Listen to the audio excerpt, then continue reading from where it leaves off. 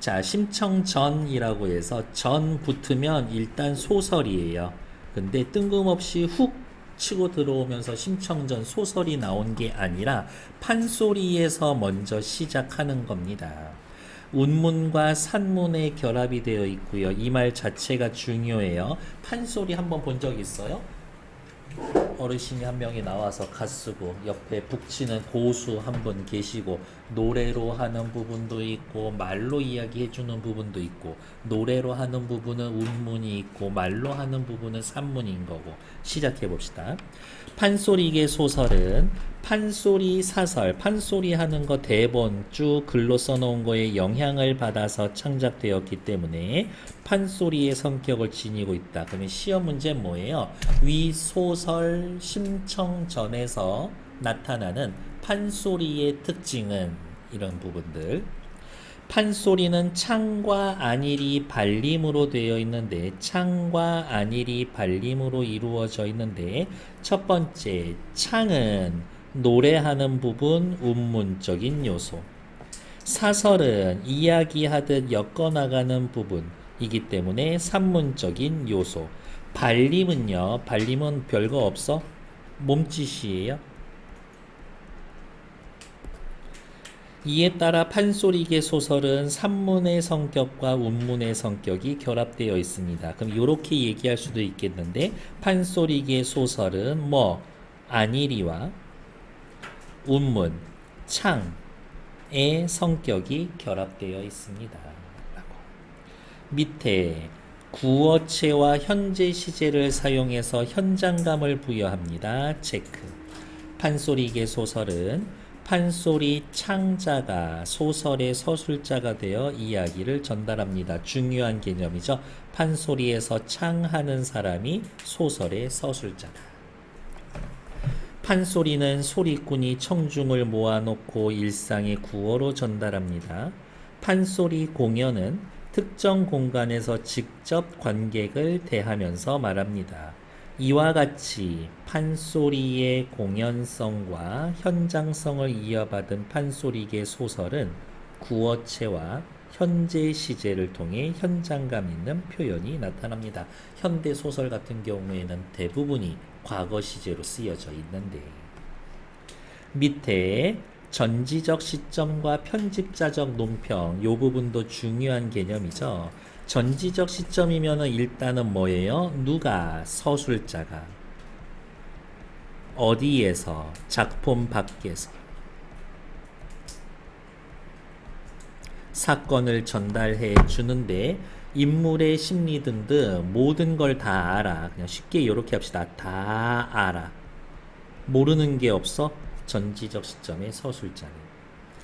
고전 소설은 일반적으로 작품 밖 서술자가 작중 모든 상황을 전달하는 전지적 작가 시점을 씁니다. 고전 소설은 일반적으로 전지적 작가 시점. 판소리계 소설 역시 전지적 작가 시점으로 서술이 되는데 판소리 소설꾼에 해당하는 판소리계의 소설의 서술자는 전지전능한 입장 다 알아. 사건의 전모나 인물의 마음속까지 전달해. 그러다 보니까 제 속마음 알고 얘 속마음 알고 과거에 무슨 일이 있었는지 알고 앞으로 무슨 일 벌어질지 알고 있으니까 자꾸 말하고 싶어. 끼어들고 싶지.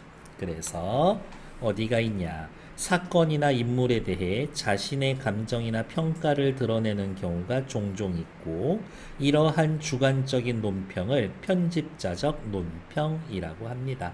그러면 이렇게 생각하면 돼. 서술자의 개입 중에 편집자적 논평이 있는 거지.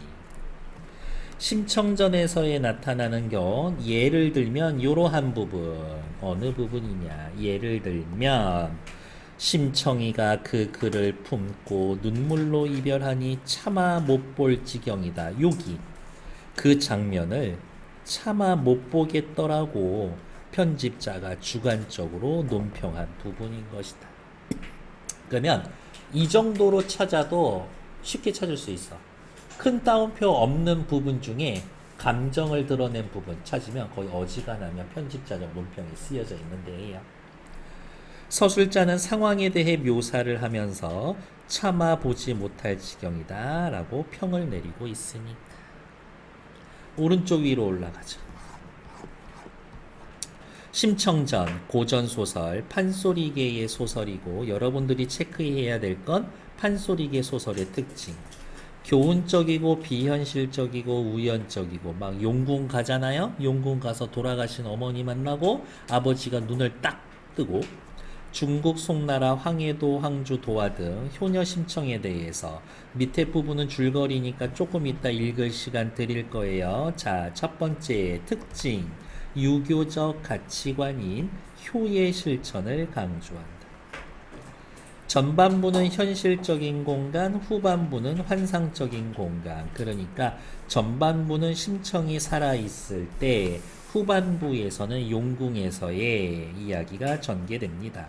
주제는 부모에 대한 지극한 효심 정도 되겠고 여러분들 이미 다 알고 있겠지만 여기 구성 부분에 줄거리 읽어보시는데 딱 1분 30초 드릴 거예요. 시작해 볼게요. 심청전, 작자 미상에 우리 이미 알고 있는 내용들은 몇 가지 살살살살 써봅시다. 뭐라고 써볼 거예요? 판소리계 소설이다. 심청가라고 하는 판소리에서 넘어온 걸 겁니다. 어느덧 동방이 밝아오니 심청이가 아버지 진지나 마지막에 지어드리리라 하고서 죽는 그날까지도 아침에 아버지 진지 챙겨드리죠. 효심. 문을 열고 나서는데 뱃사람들이 살인문 밖에서 오늘은 배 떠나는 날이니 쉽게 빨리 가게 해주시오. 저기 처자 오늘 조금 서둘러 주실 수 있겠는가? 라면서 재촉을 하지. 아무리 선금 받고 죽기로 알고는 있었지만 이 말을 들었더니 얼굴빛이 없어지고 손발에 맥이 풀리고 목이 메고 정신이 어지러워서 아버지와 헤어지게 된 심정을 묘사하고 걱정 안타까움이 나오는데 심청이는 너무 두렵고 걱정되고 안타까웠어요 라고 이야기하는 게 아니라 이러한 묘사를 통해 인물의 심리를 간접 제시하고 있다.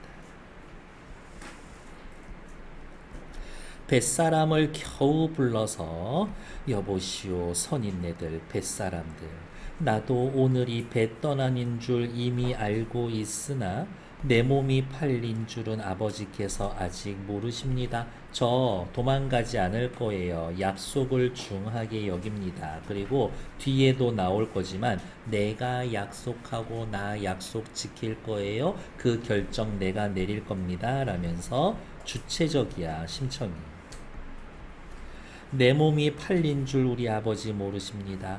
만일 아시게 되면 의례 당연히 야단이 날 테이니 잠깐만 기다리시면 진지나 마지막으로 지어 잡숫게 하고 말씀 여쭙고 떠나겠어요. 조금만 기다려 줄 수 있어요. 라면서 간곡하게 부탁.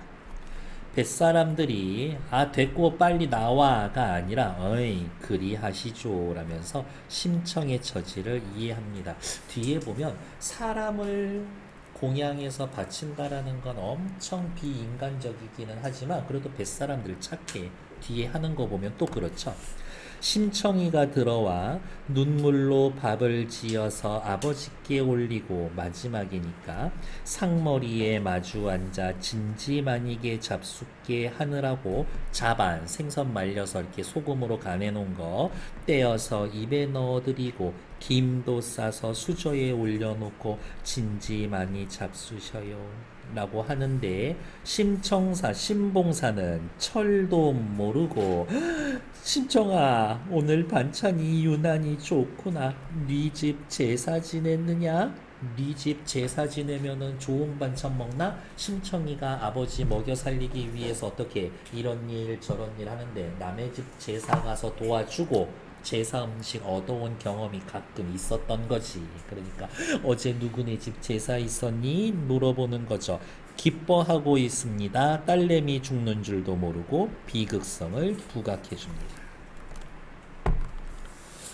그리고 그날 밤에 꿈을 꾸었는데 누가 꿈을 꾸었을까? 신봉사 꿈이에요. 신봉사가 꿈을 꾸었는데 부자지간은 천륜이라. 부자지간, 부모와 자식은 하늘이 인연을 맺어주는 사이라.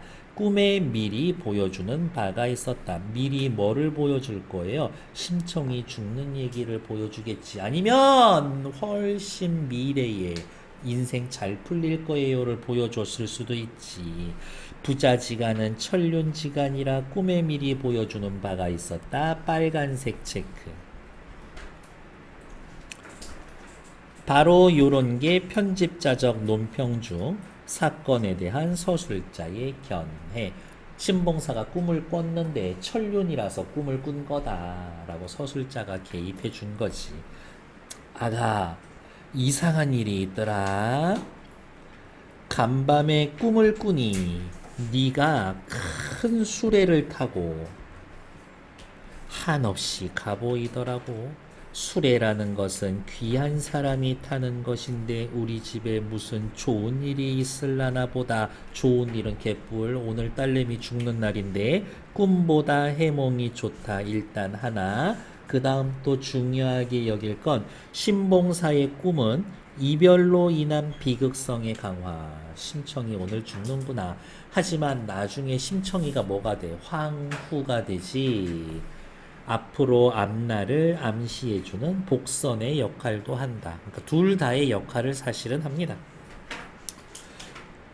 그렇지 않으면 장승상댁에서 가마태어 갈란가 보다라고 하면서 장승상댁 부인이 심청이 엄청 예뻐해. 그래서 많이 도와주고 중간에 그런 얘기 한 적도 있어. 너 내 수양딸로 들어올래? 라고 이야기를 했는데 아니에요. 전 아버지 모실 거예요. 라고 하면서 거절한 적이 한 번 있거든.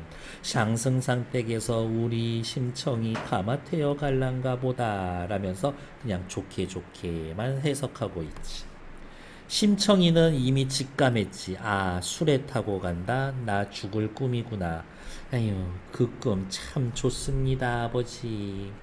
진제상을 물려내고 담배를 태워드린 후에 밥상 앞에 놓고 먹으려고 하니 밥이 넘어가나 간장에서 썩은 눈물이 눈에서 솟아나고 아버지 신세 생각하여 저 죽을 일을 생각하니 정신이 아득하고 몸이 떨려 밥도 먹지 못하고 그냥 밥상을 물렸다. 치웠습니다. 죽음으로 인한 슬픔, 아버지에 대한 걱정 때문에.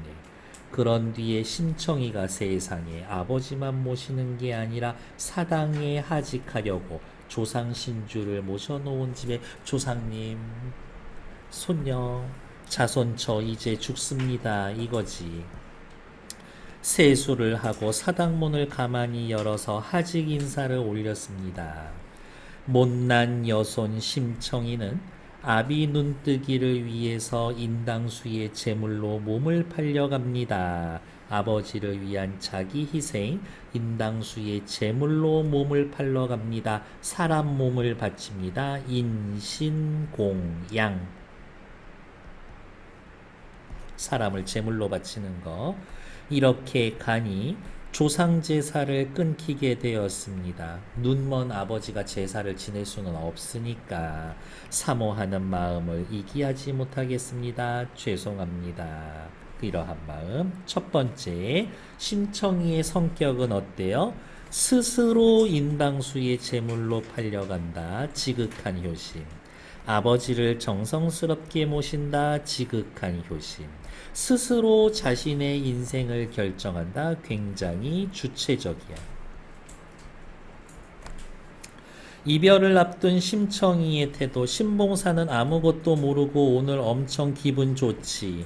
그거에 대해서 아 그래요. 그 꿈 참 좋네요. 라고 이야기를 하고 있습니다.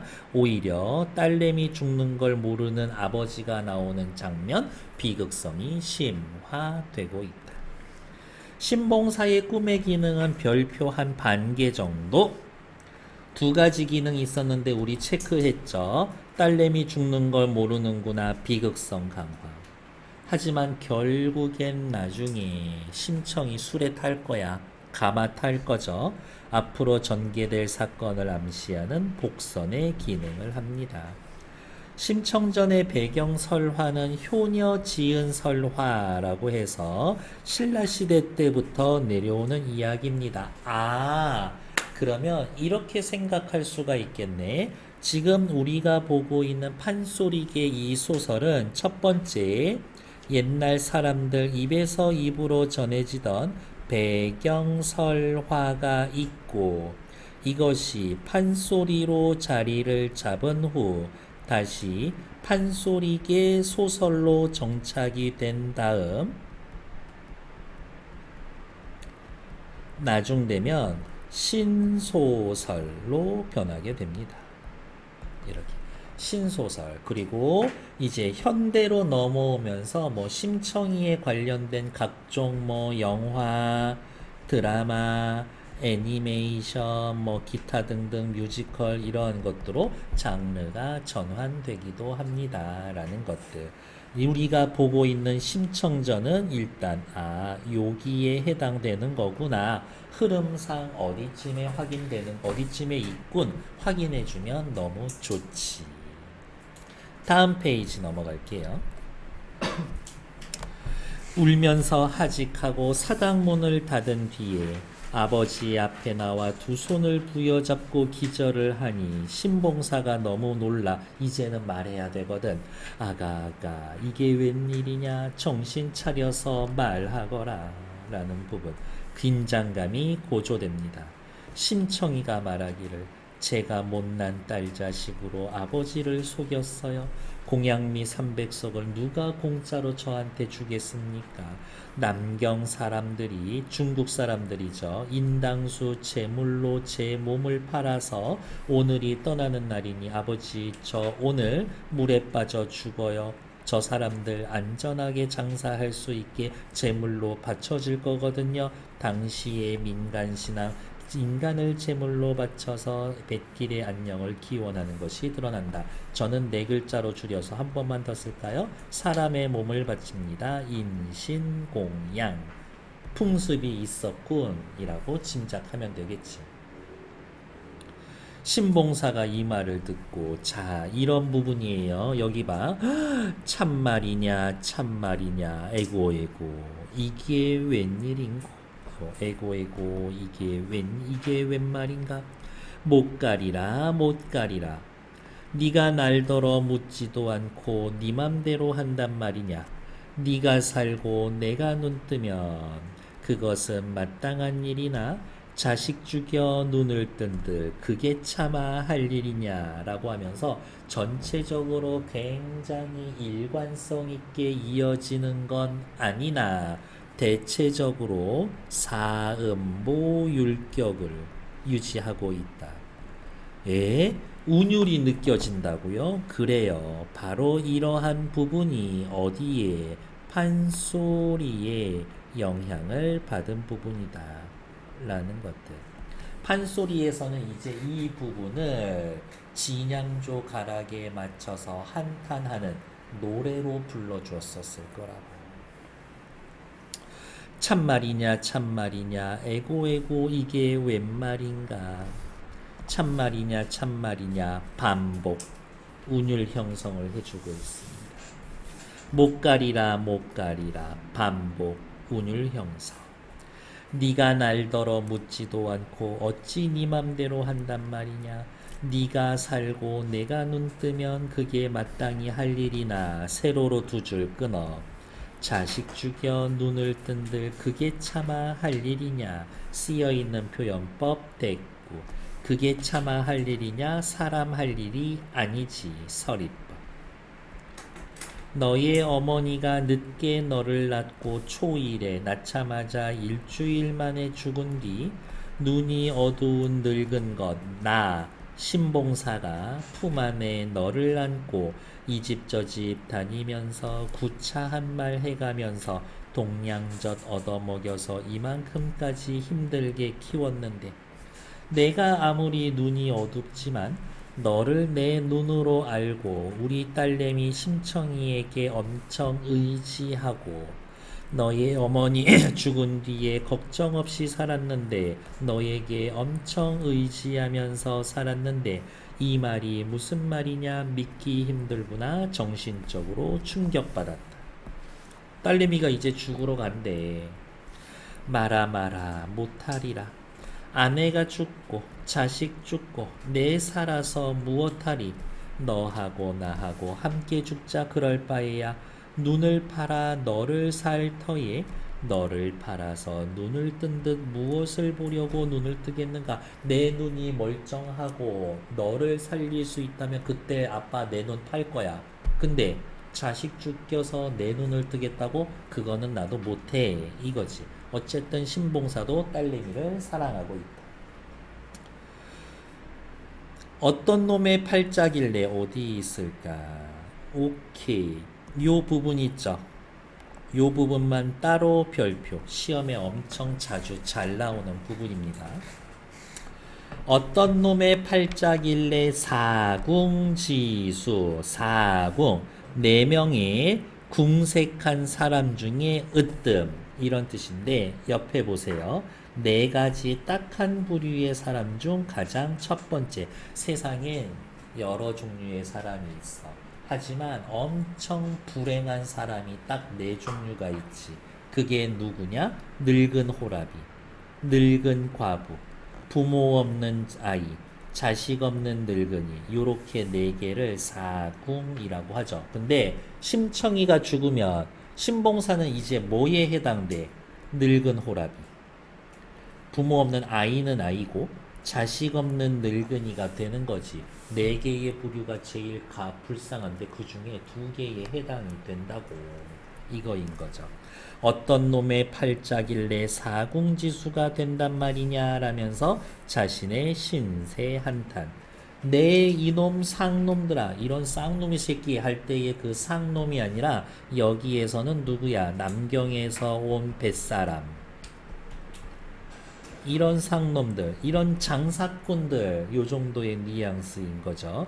상놈들아, 장사도 좋지만 사람이 사다가 사람 돈 주고 사서 제사하는 걸 어디서 보았느냐? 어디서 배워먹은 버르장머리냐? 뱃사람들에 대한 적대감과 분노.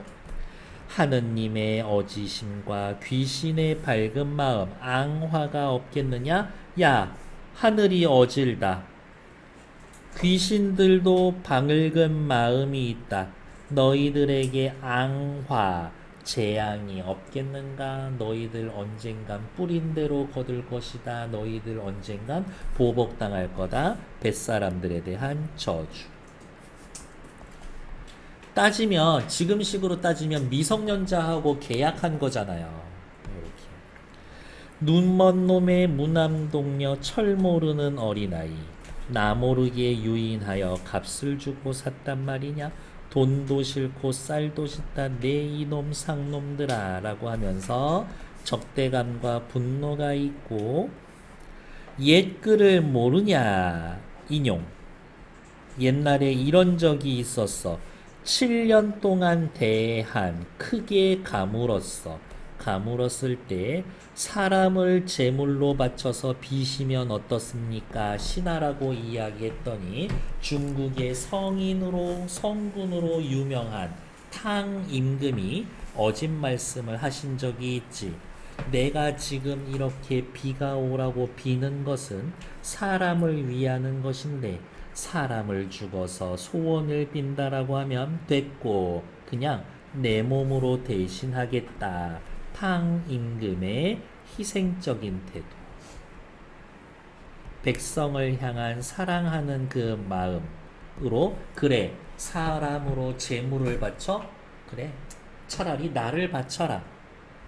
몸소 희생하여 몸을 깨끗이 하여 살림들에 빌었더니 수천리 너른 땅에 큰 비가 내렸었었다. 신봉사가 이야기합니다. 어떤 것보다 인간이 중요하다라는 고사를 인용하고 있어. 이런 일도 있었으니 너네 어차피 사람 바쳐야 돼? 내 몸으로 대신 가는 것이 어떻겠느냐. 여보시오 동네 사람들 저런 놈을 그저 두고 보시겠습니까? 라고 하면서 뱃사람들에 대한 원망, 뱃사람들에 대한 분노, 뱃사람들에 대한 저주도 있고 마을 사람 좀 저 좀 도와주세요 라고 하면서 도움도 요청하고 있고 결국에 절박한 심정에서 하는 행동. 이랬는데 심청이가 이야기합니다.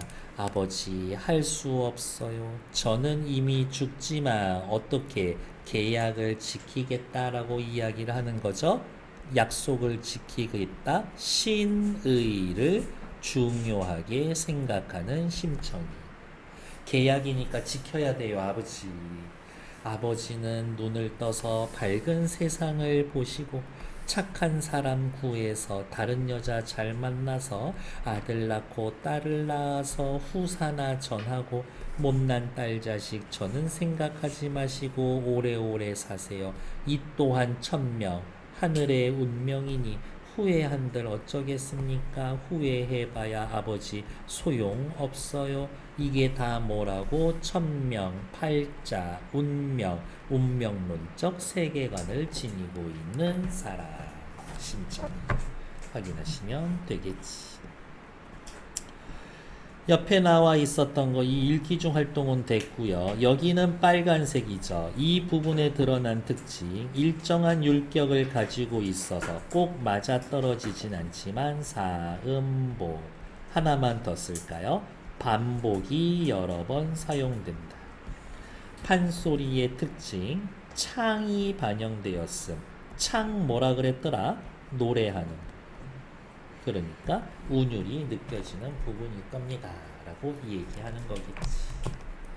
다음 페이지 넘어갈게요. 뱃사람이 그 딱한 표정을 두고 모여 앉아 이야기하기를. 야 진짜 저 장면 너무 안타깝기는 하다. 자식이 여러 명이 있으면 그나마 자식이 여러 명 있어도 안 되겠지만 심소저의 효성과 신봉사의 일생을 신세 생각하여 좋아. 공양미 300석 줬는데 그거 어차피 다 절에다가 줘서 불공을 드리면 따지면은 신봉사가 먹고 살 게 없어. 봉사님 굶지 않고 헐벗지 않게 한 살림을 꾸려주면은 어떻겠습니까? 라면서 신봉사의 생계에 대해 대책을 마련해 주지. 뱃사람들 그렇게 나쁜 놈들 아니야. 이렇게. 쌀 200석과 돈 300냥, 무명 300 각 한 동씩 마을에다가 들여놓고 이사사 돈으로 따지면 한 5천만 원 정도 쌀. 돈 300냥이면 이게 조선에 따라서 좀 다르긴 한데 후세 판소리에 나올 거니까 한 냥이면 보통 한 20만 원 정도로 계산이 되거든요. 이렇게. 그러니까 사극 보면서 국밥 하나 주시오. 얼마요? 2냥이요. 이게 완전 눈탱이 맞는 거야. 이렇게.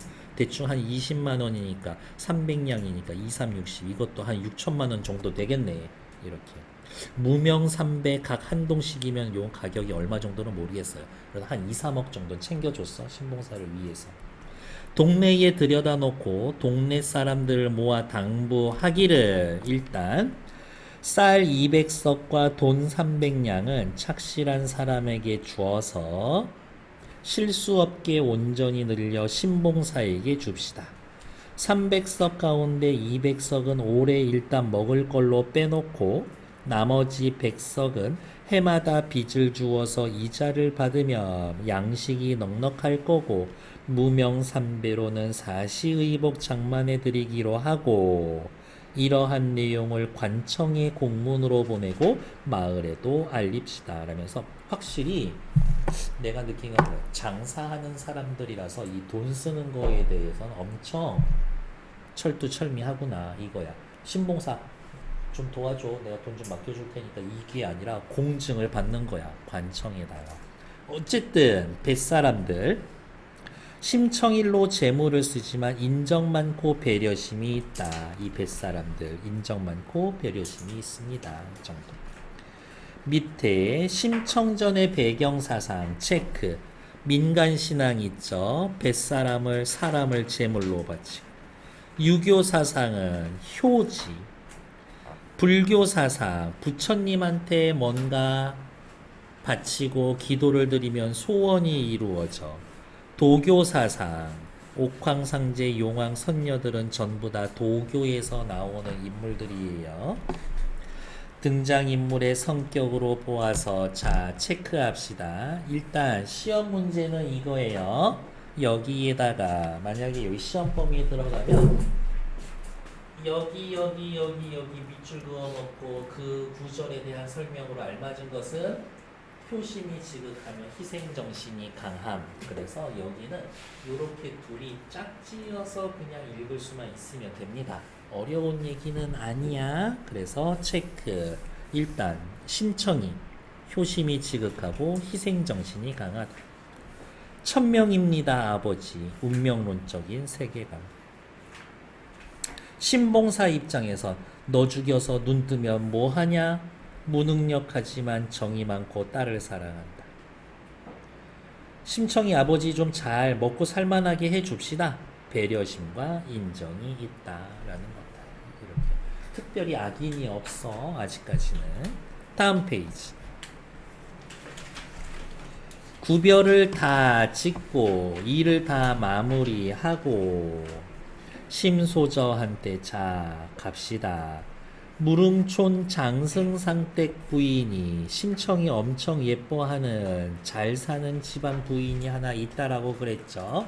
그제서야 이 말을 듣고 이 말 심청이가 쌀에 팔려간다. 급히 시비를 보내어 심소저를 부르기에 소저가 시비를 따라가니 승상 부인이 문 밖에 내달려 나와 소저의 손을 잡고 울며 말했다. 아이고 이 무상한 사람아, 나는 너를 자식으로 여겼는데 너는 나를 어미같이 알지 않군구나 라면서 정식은 아니지만 수양딸로 여기며 보살펴줬었지. 따지면 내가 너 엄마인데 왜 나한테 얘기 안 했니 심청아. 쌀 300석에 몸이 팔려 죽으러 간다니 효성은 지극하다만 일단 상대의 결정에 대한 것을 인정. 네가 살아 있어서 하는 것만 같겠느냐 라면서 일종의 질책이지. 나와 의논했더라면 진작에 내가 공양미 300석 받쳐줬을 텐데. 딸 300석을 이제라도 다시 내줄 거니 내가 너 계약금 받고 저기 받은 거 물러줄게. 뱃사람들한테 도로 주고 당치하는 말, 재물로 빠지겠다라는 말을 다시 하지 말라. 그랬더니 당초에 말씀 못 드린 걸 이제 와서 후회한들 무엇하겠습니까? 지금 이 사건 더 이상 물리지 못해요. 또한 부모를 위해 공을 들일 거면 어찌 남의 명분 없는 재물을 바라며 부모를 위해 공을 들이면 어찌 남의 명분 없는 재물을 바라겠습니까? 내 부모님을 위한 거니까 내가 애써야 돼요. 남의 거 도움받아서 하면은 안 돼요. 쌀 300석 도로 내어주면 뱃사람들 일이 낭패가 됩니다. 저 사람들 오늘 다 그거 해야 되는데 사람 못 구하면 안 되잖아요. 그것 또한 어렵고 일단 첫 번째 우리 아버지에 관련된 일은 내가 하겠다. 염치가 있고 책임감이 강하다. 정성이 필요하다. 뱃사람들 낭패입니다. 상대방 처지를 이해합니다. 그리고 남에게 몸을 허락하여 약속을 정한 뒤에 다시 약속 어기면 그건 못난 사람들 하는 일입니다. 약속을 중요하게 여기고 그 말씀을 따르지 못하겠습니다. 하물며 값을 받고 몇 달이 지난 뒤에 차마 어찌 낯을 들어서 무슨 말을 하겠습니까? 면목 없습니다. 일단 부인의 하늘 같은 은혜와 착하신 말씀은 저승으로 돌아가서 결초보은하겠습니다. 그렇게 말씀만 해주셔서 감사. 죽은 다음에라도 은혜를 갚을게요. 은혜의 감사. 결초보은이라는 것 자체가 풀을 묶어서 은혜를 갚습니다. 죽은 뒤에라도 은혜를 갚지 않고 갚음을 이야기합니다. 이게 어느 시대인지는 모르겠는데 아무튼 어떤 사람이 쫓겨 군대에서 말 타고 돌아오지. 그래서 어떤 사람이 이 사람을 숨겨줘. 얘네들이 쫓아왔다가 다시 갔다가 아무래도 여기에 온 것 같은데 라면서 미친 듯이 공격적으로 와. 그 사이에 이 사람은 칼에 찔렸는지 활에 맞았는지 시름시름 앓다가 죽어. 나 죄인을 숨겨줘서 안 된다. 미친 듯이 도망을 가. 얘네들 말 타고 쫓아오죠. 이 죽은 사람이 영혼이 되어서 풀을 이렇게 묶어서 고리처럼 만들어서 얘네들이 쫓아오는 말이 걸려서 화당 넘어지게 해줘.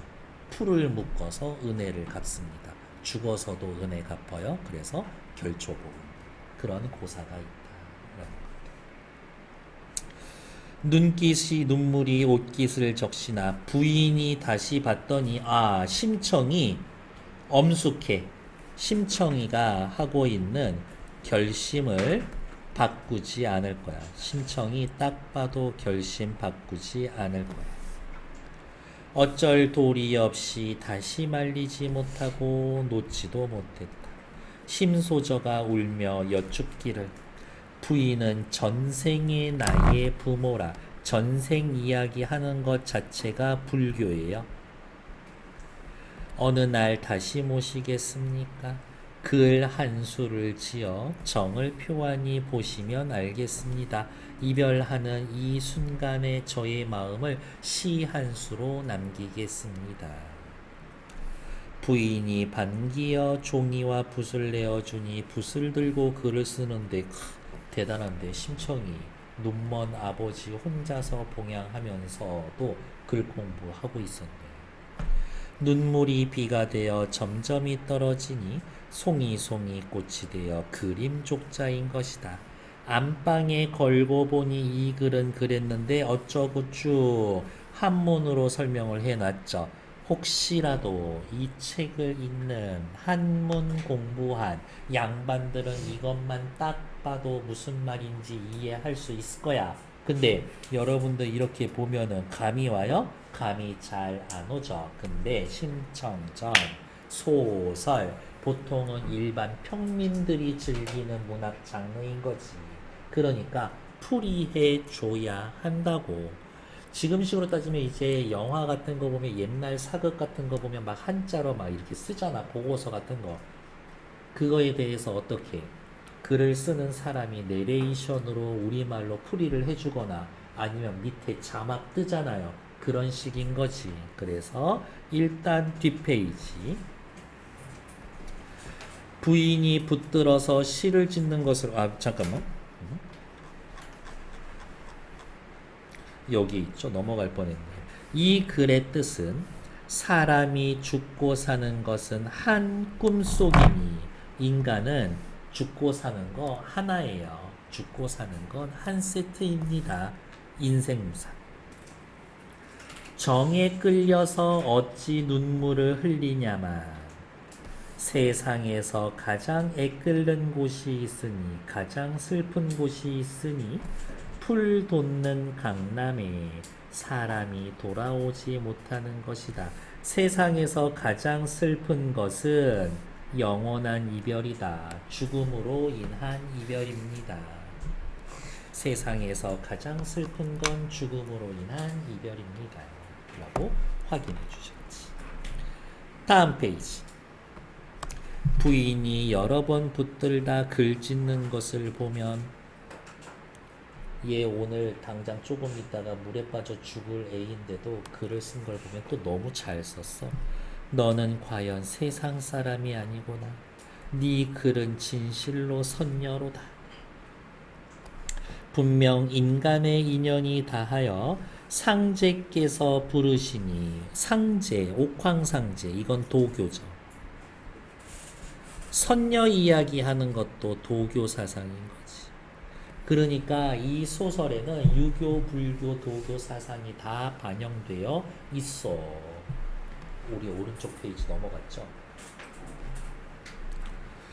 네가 어찌 피하겠는가. 운명은 피할 수가 없구나. 운명론.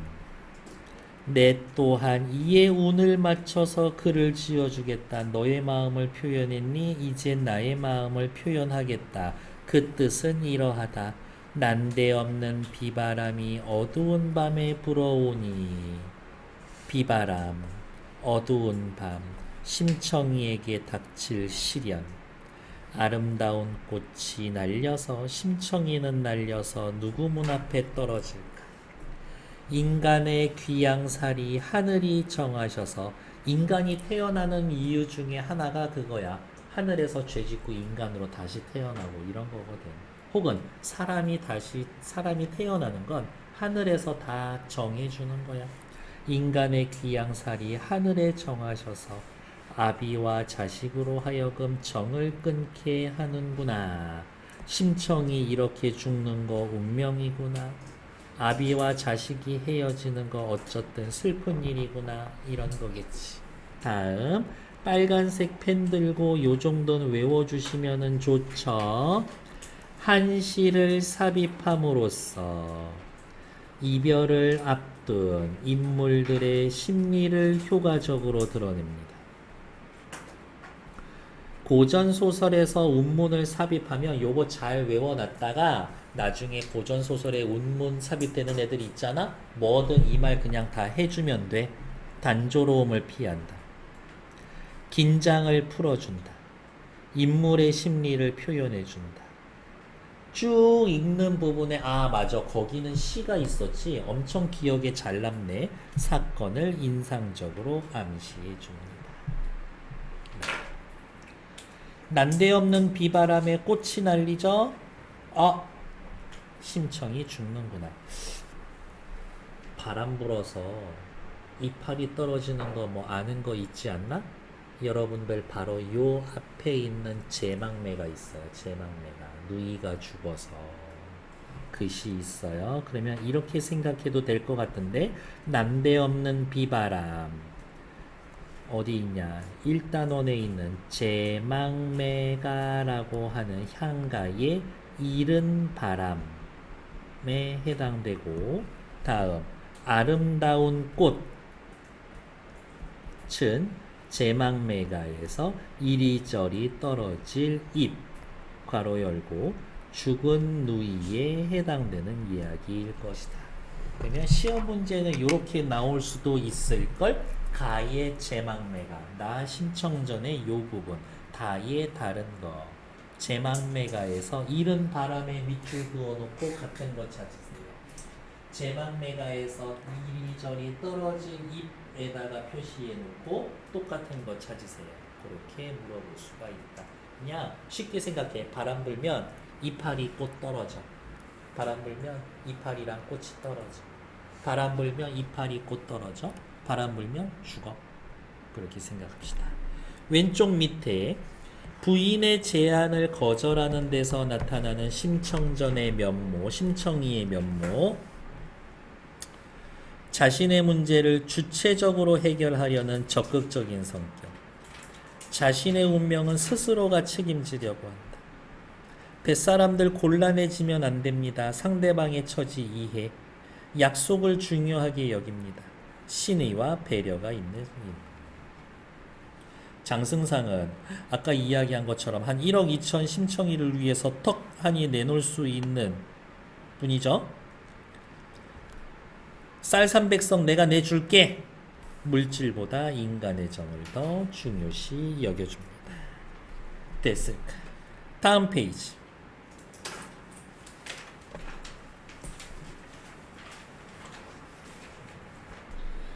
심소저가 그 글, 장승상댁 부인이 써놓은 글을 품에 품고 눈물로 이별하니 빨간색 별표, 차마 보지 못할 지경이었다. 바로 이런 게 편집자적 논평. 편집자적 논평도 결국에는 어디? 판소리의 특징에서 넘어온 거다. 심청이가 돌아와서 아버지께 하직 인사를 하니 신봉사가 뒹굴고 괴로워하며 네가 날 죽이고 가지 그냥은 못 간다. 날 데려가라. 너 혼자는 못 간다라면서 이별을 거부하죠. 심청이가 아버지에게 위로하기를 부자간의 천륜을 끊고 싶어 끊겠습니까? 아니에요, 아버지. 죽고 싶어 죽는 겁니까? 아니에요, 아버지. 애군이 우리 운명으로 막혀 있고 생사가 다 뜻에 있어서 하느님이 하신 일이니 생사가 때가 있어요. 하느님이 하신 일입니다. 운명론적 세계관. 저희인들 어찌하겠습니까? 인정으로 할 양이면 떠날 날이 없을 겁니다. 세상이 제 맘대로만 흘러간다면 아버지 저도 안 떠나죠. 저의 아버지를 동네 사람들에게 붙들게 하고 뱃사람들을 따라가는데 소리내어 울며 치마끈 졸라매고 치마폭을 거듭거듭 안고 흐트러진 머릿결은 두 귀 밑에 늘어지고 비같이 흐르는 눈물이 옷깃을 적신다. 엎어지고 자빠지고 붙들어 나갈 때에 여기서부터 여기까지 외양묘사 들어있는 부분. 건너찜을 바라보면서 오케이 고잔 친구들 어디 있냐 여기에다 빨간색 별표. 작년에 여기 요 부분 있죠. 요 대사랑 밑에 있는 요 대사가 시험 문제였었습니다. 천천히 읽어보죠. 아무개네 큰아가야 바느질 수놓기를 이제 내가 죽으면 누구와 하겠니? 평소에 아무개집 큰아기와 함께 바느질 했었었다 라는 정보 하나 확인. 작년 5월 단오날에 그네 띄고 놀던 일을 네가 아직도 생각하느냐? 작년 5월 단오날 같이 그네 띄고 놀았었다 정보 확인.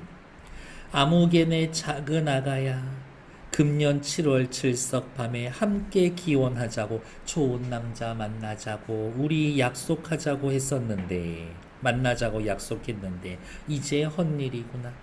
언제 다시 보겠는가? 시험 문제는 요거였어요. 너희는 팔자 좋아 양친 모시고 잘 있거라. 나와는 달리 부모와 함께 하지 못하는 처지에 대한 한탄. 그리고 이 한탄을 누구 다른 사람 타인과의 비교를 통해서 타인과의 비교를 통해 자신의 처지를 한탄하고 있다. 요 말 잘 기억해 두시라. 동네 남녀노소 없이 눈이 붓도록 서로 붙들어 울다가 어떻게 동네 사람들 다 불쌍하게 생각해 주죠? 마을 어귀에서 서로 손을 놓고 헤어졌다. 그때 하느님이 아시던지 밝은 해는 어디에 가고 어두침침한 구름에 쌓여 자욱하며 밝은 해 청사는 찡그리는 듯 강물 소리 흐느끼고 휘들어져 곱던 꽃은 시들어서 제 빛을 잃은 것 같고 하늘거리는 버들나무 가지도 조는 듯이 휘들어져 복사꽃은 다정하여 슬픈 듯이 피어있다. 복사. 묻노라 저 꾀꼬리 누구와 이별을 하길래 벗을 불러 울어대고 있는가 꾀꼬리. 뜻밖의 두견이는 피를 내면서 우는구나 두견새. 달 밝은 너른 살은 어디에 두고 애끓는 슬픈 소리 울어서 보내고 있는가. 꾀꼬리와 두견새는 지금 뭐하고 있어? 울어대고 있어. 슬픈 소리로 울어대고 있어. 네가 아무리 가지 위에서 가지 말라라고 울지만 값을 받고 팔린 몸이니 다시 어찌 돌아오겠는가 라고 이야기를 하면서 여러 군데 체크해 놓은 건 뭐예요? 심청이의 슬픔을 자연물에 이입하여 표현하고 있다. 방금 체크해 놓은 부분들 전부 다 그런 애들이에요 라고 확인해 놓으시면 된다. 됐을까? 이렇게 저는 얘네들이 다 감정이입 된 애들이라고 봅니다. 근데 이제 학교 쌤에 따라서는 조금씩 달라. 그러니까 일단 요거는 내가 해 놓은 거고 시험 범위에 들어가면 여기 요 부분 나오면 다른 거 신경 쓰지 말고 감정이입된 거 아닌 거 그거는 학교쌤이 시키는 대로 하라 이겁니다. 제가 늘 말씀드리죠. 내신 시험 학교쌤이 짱이라고.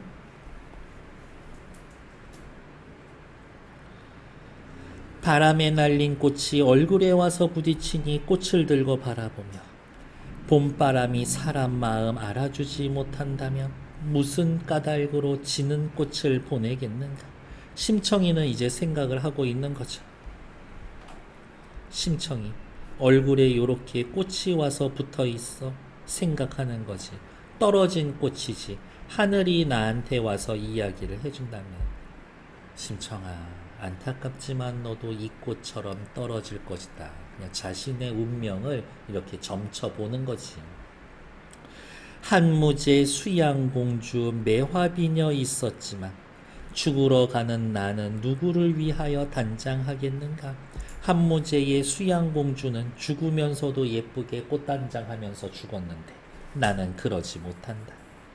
앞산에 지는 꽃이 지고 싶어 지겠냐만 마지 못한 일이러니 누구를 탓하고 누구를 원망하겠는가. 탓할 사람도 없고 원망할 사람도 없고 누구를 탓하고 누구를 원망합니까? 사자성어로 수, 원, 수, 구 이러한 단어가 있다 라고 확인. 오른쪽으로 잠깐 와서요. 요 색깔로 칠할게요. 심청이의 슬픈 감정을 자연물에 이입하여 표현하고 있다. 감정이입. 그리고 편집자적 논평이 있었던 거 확인해 놓으시면 되고, 다음 한 걸음 돌아보며 두 걸음에 눈물 짓고 강머리에 다다르니 뱃머리에 판자를 깔고 심청이를 인도하여 빗장 안에 실은 후에 닻을 감고 돛을 달아서 여러 뱃사람들이 소리를 낸다. 어기야 어기야 어기양 어기양 소리를 하며 북을 둥둥 울리면서 노를 저 배질하며 물길에 배를 뛰어나간다. 아, 이제 드디어 심청이 죽으러 간다. 원판본 심청전의 성격, 요거는 뒤에 따로 문제가 있으니까 일단 대기. 다음 뱃사람 떠나가는 장면에서의 심청, 운명론적 사고관이 있고요.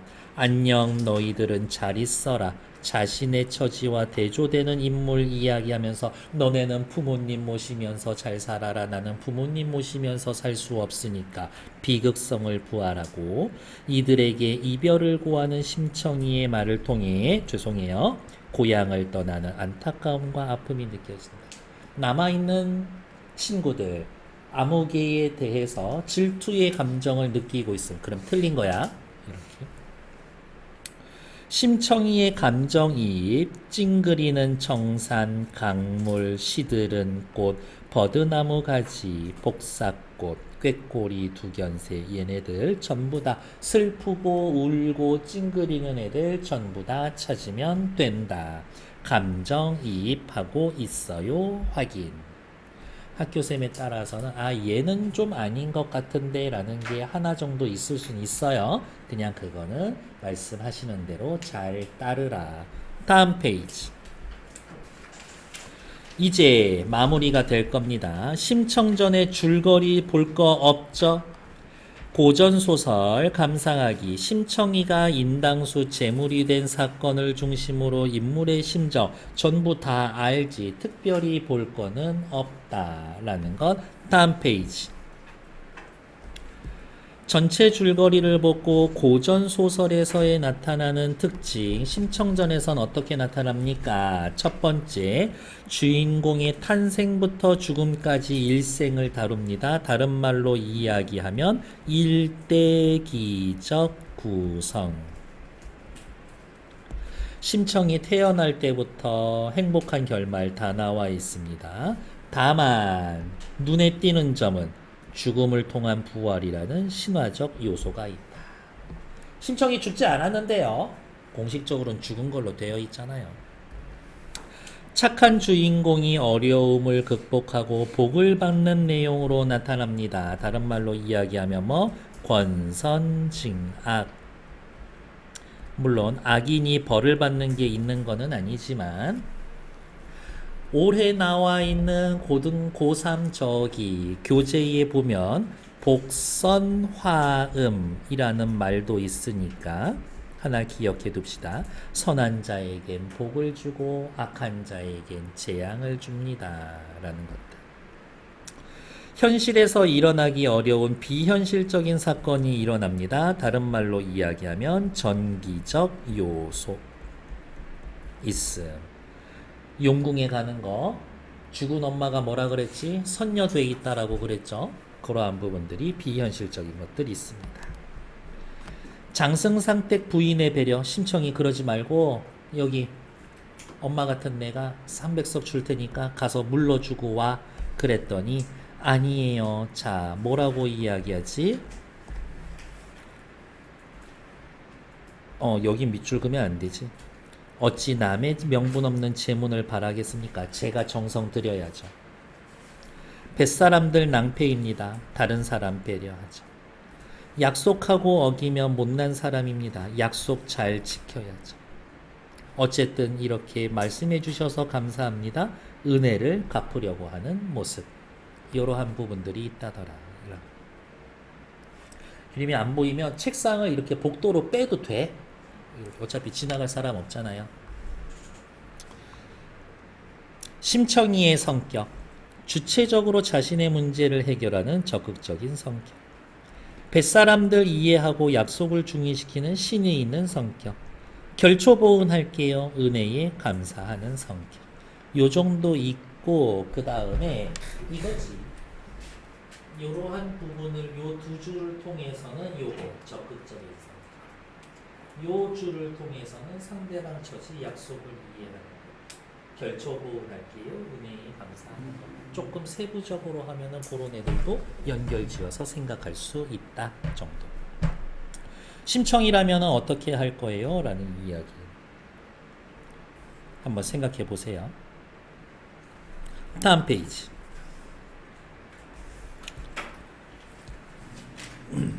중요한 파트죠.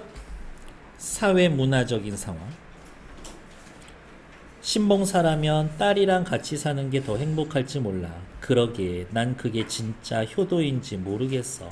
당시 사람들은 왜 이러한 이야기를 했을까라는 것들 살펴볼게요. 고정일의 오륜행실도라고 해서 신분을 가리지 않고 유교적인 덕목을 잘 지키는 사람들의 이야기를 저렇게 그림책으로 표현해 놓은 거예요. 그리고 요거 책 펼치면 이렇게 옆 페이지에는 한문으로 이 사람들에 대한 설명 줄거리가 있습니다. 훈민정음 창제 이후에는 한글로도 이렇게 쭉 풀이가 되어 있어요.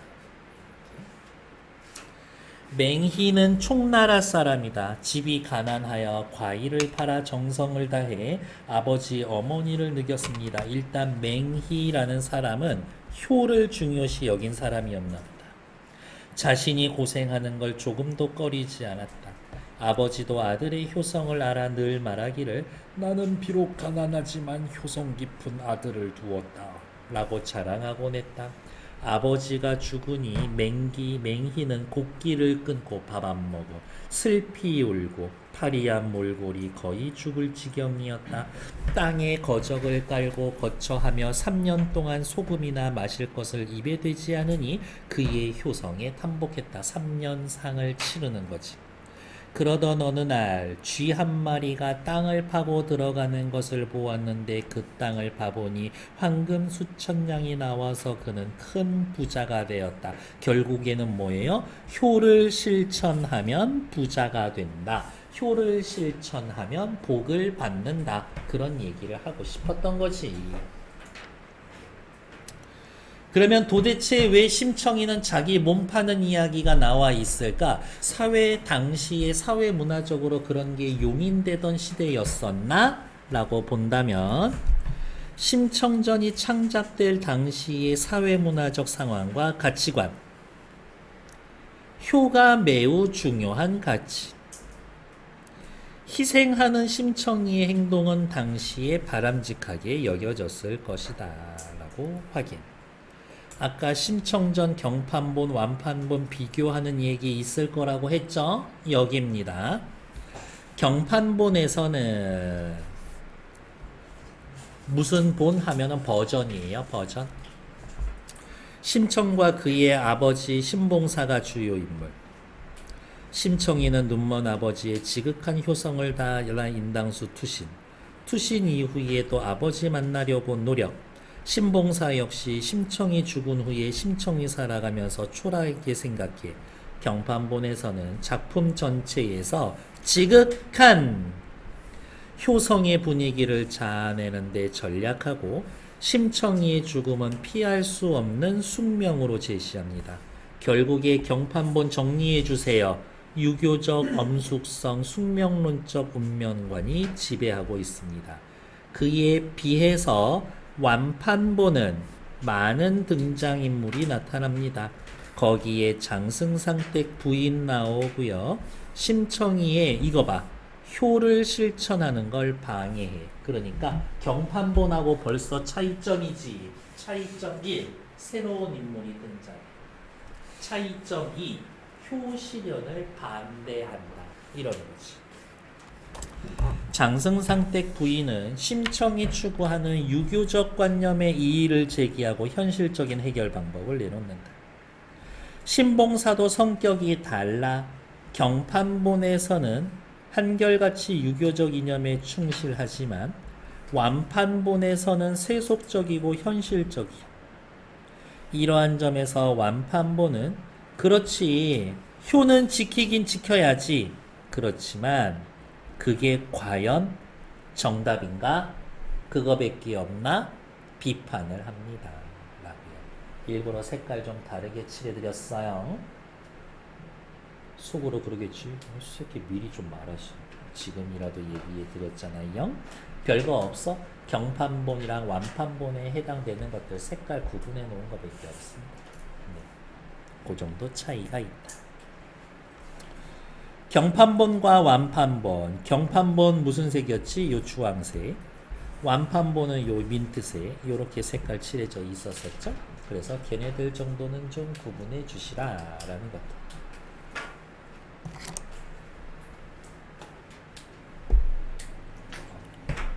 그렇게 확인해 두세요. 그러니까 우리 지금 교과서에 있는 거는 장승상댁 부인 나오는 거니까 완판본이지. 여러분들 교과서에 있었던 건 다시 칠할게요. 경판본은 경판본은 충실한 유교적 세계관. 완판본은 신봉사에 대해서 유교적 현실에 대한 회의와 비판. 결국에 유교적 가치관이 우세했지만 그것에 대한 회의와 비판도 있었다. 현대적 계승 양상 여러 가지로 되고 있습니다. 다음 심청전은 요즘에도 맥혀요. 이렇게 여러분들은 전혀 관심 없겠지만 가끔 보면 이제 동네 문화센터 같은 데서 어린이 뮤지컬 심청전 이런 거 할 때 있어. 왜 지금도 그게 맥히나요? 일단 재미있으니까. 비현실적이고 환상적인 장면 재미있으니까. 교훈을 주니까요. 효의 가치를 진지하게 생각해 주니까.